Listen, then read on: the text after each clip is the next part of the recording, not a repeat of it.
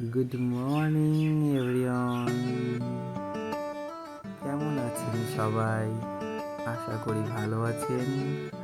RKS art and fun চ্যানেলে আপনাদের জানাই স্বাগতম। তো নতুন একটা ভিডিও নিয়ে আমি আবার হাজির হয়ে গেলাম।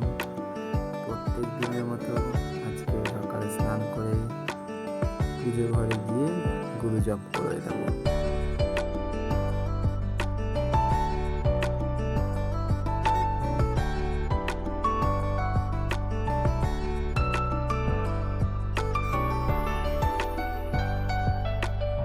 চলো এবার যাব রান্নাঘরে। আজকে চিজি পনির স্যান্ডউইচ বানাবো।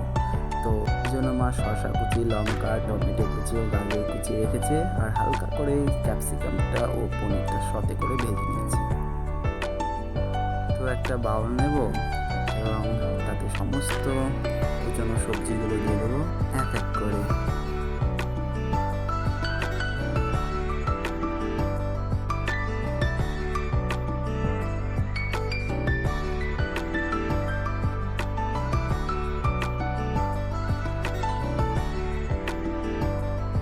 আর এর মধ্যে নিজের স্বাদ অনুযায়ী একটু লবণ দিয়ে দেবো ও অনেকটা পরিমাণে গোলমরিচের গুঁড়ো দিয়ে দেবো। তারপর একটা চামচের সাহায্যে সবজিটাকে মিক্স করে নেব।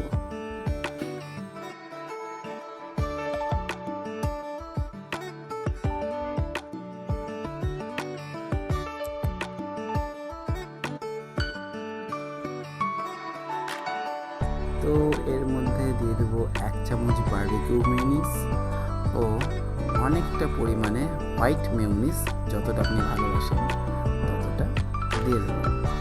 তো সবজিটাকে মেয়োনিজের সাথে ভালো করে মিক্স করে নেব, যাতে এটা একটা গ্রেভি টাইপের হয়ে যায়। এরপর আমি ব্রাউন ব্রেড নিয়ে তাতে অনেকটা পরিমাণে বাটার লাগিয়ে নেব।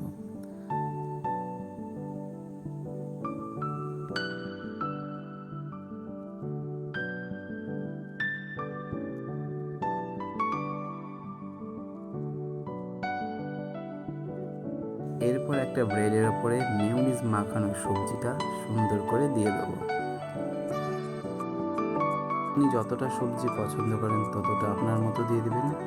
তো আমার সবজি দেওয়া হয়ে গেলে এর উপরে একটা স্লাইস করা আমুল চিজ দিয়ে দিলাম। এবার আরেকটা ব্রেড দিয়ে ওপরে আরও কিছুটা বাটার লাগিয়ে নেব, যাতে ওভারকুক হয়ে চাটুতে লেগে না যায়। তো এরকম করে প্রত্যেকটি ব্রেড আমি সাজিয়ে নিলাম। এবার একটা চাটু গরম করতে বসিয়ে দিয়েছি এবং তাতে এক এক করে ব্রেডগুলো আমি এইভাবে কুক করে নেব।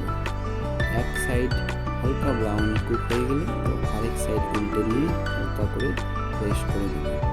তো আমার দুটো সাইডই কুক হয়ে গিয়েছে। তো একটা প্লেটের উপর সার্ভ করে ব্রেডটাকে মাঝ বরাবর স্লাইস করে নেব।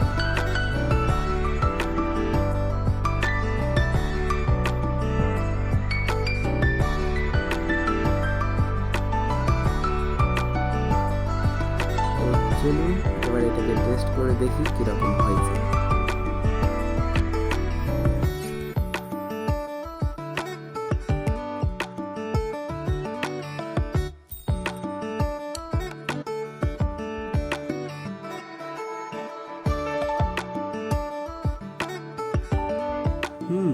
নট ব্যাড, খেতে খুব ভালোই হয়েছে।